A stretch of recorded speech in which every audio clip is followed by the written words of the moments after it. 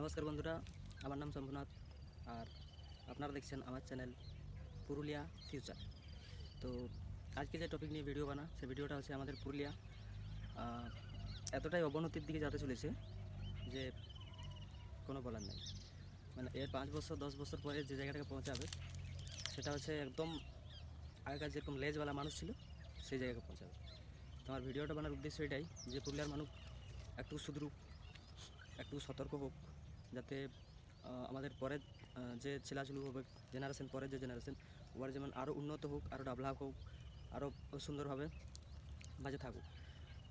সবথেকে বড় প্রবলেম হচ্ছে কি আমাদের পুরুলিয়াতে শিক্ষা ব্যবস্থাটা একদম সবথেকে নিকৃষ্ট। অন্য অন্য ডিস্ট্রিক্টে মোটামুটি ধরে রেখেছে, কিন্তু আমাদের পুরুলিয়াতে হচ্ছে সবথেকে কম করতে পারে না বা উন্নতি করতে পারে না। সে কথা ছাড়ো, পড়াশোনা ওটা নিজের ব্যাপার, যে পড়বে করবে, না পড়বে সেটা তার ব্যাপার। আরেকটা বিষয় হচ্ছে আমাদের পুরুলিয়া এখন সবথেকে বেশি ইন্টারেস্টেড বলে না যে এটা আমাদের সংস্কৃতি বটে। আরে ভাই, কিসের সংস্কৃতি? যে সংস্কৃতি তোমাকে অন্য তুলে দিতে পারবে না সেটাকে সংস্কৃতি বলা যায় না। হচ্ছে সবথেকে বড় সংস্কৃতি এখন যেটা চলছে কাড়া লড়াই। আচ্ছা, তোমার দাদুর, আমি বলি ঠিক আছে ভাই, কাড়া লড়াই একটা আমাদের সংস্কৃতি বটে। তোমার দাদুর বাবাকে কোনোদিন শিখায় দেখেছো যে তোমাদের আমলে এরকম কাড়া লড়াই হতো প্রতিদিন, আজকে এই গায়ে কালকে সেই গায়ে, কাল পরশু এই গায়ে? হয়তো নাই। এটা হচ্ছে সংস্কৃতি, এসব কিছু নয়। এটা নিজেদের মদ খাওয়া ফুর্তি এনজয়ের জন্য করে নিয়েছে। আর হচ্ছে পুরুলিয়া জেলা কমিটি সাপোর্ট করেছে, ঠিক আছে। জেলা কমিটিকেও বলছি যে দাদা, এরকমভাবে যদি পুরুলিয়ায় সব দিন কাড়া লড়াই করো তো পুরুলিয়া পুরা হালে ডালে, মানে কোনো করার নাই। একটা সব কিছু লিমিট থাকে, কিন্তু পুরুলিয়ায় এখন এইসব পুরো লিমিট ক্রস হয়ে যাচ্ছে, যার কোনো হিসাব নাই।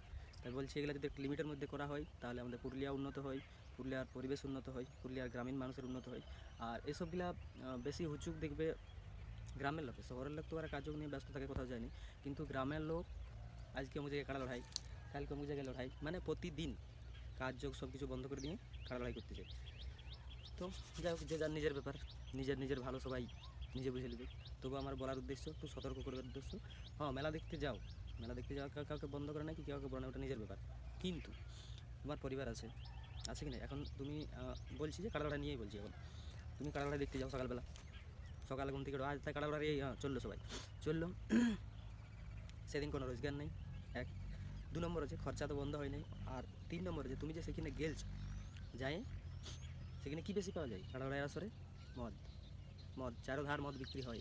জেলা কমিটি বলেছিল যে কোনো জায়গায় কাড়া লড়াই হওয়াকালীন মদ বিক্রি হতে দিবে না, কিন্তু মদ বিক্রি ছাড়া কোনো কাড়া লড়াই হবে না, এটা শিওর।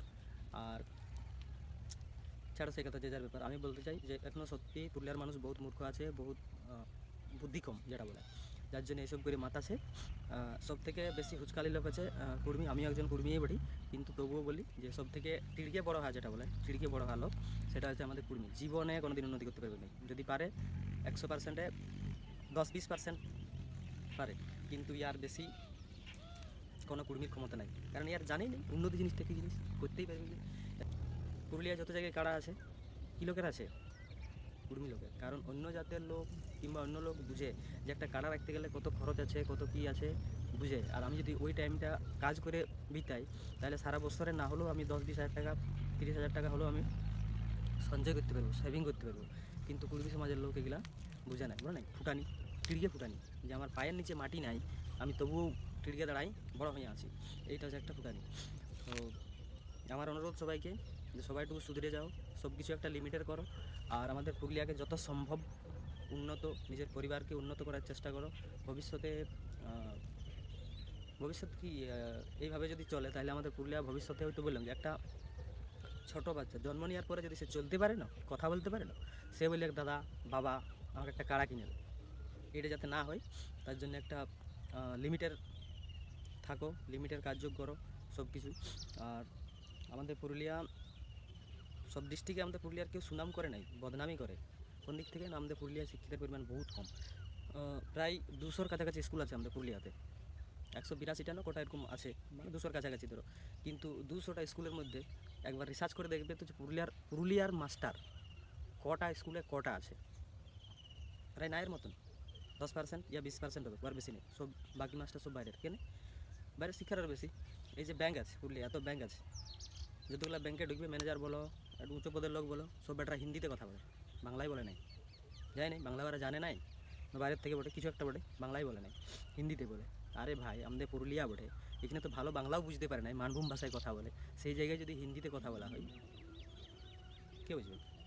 বুঝার লোক নেই, গায়ের লোক বলবে হে বাপ মেরে কো ইয়ে করনা है वो करना है, বলতে পারবে হিন্দিতে? পারবে কি না? তো এইসবগুলা যাতে টুকু চেঞ্জিং হয়, পুরুলিয়ার মানুষ যাতে সুধরে, আমার ভিডিও বানার উদ্দেশ্য এটাই, খালি পুরুলিয়াবাসীকে নিয়ে। ভাই টুকু সতর্ক হো, টুকু শুধরো। অন্য অন্য জায়গায় যেরকম দেখতে পাচ্ছ, হিন্দি বলো, ইংরাজি বলো, বাংলা বলো, ভাষার উন্নত হোক, শিক্ষার উন্নত হলে সব দিকে উন্নত হবে, ভাষা হোক।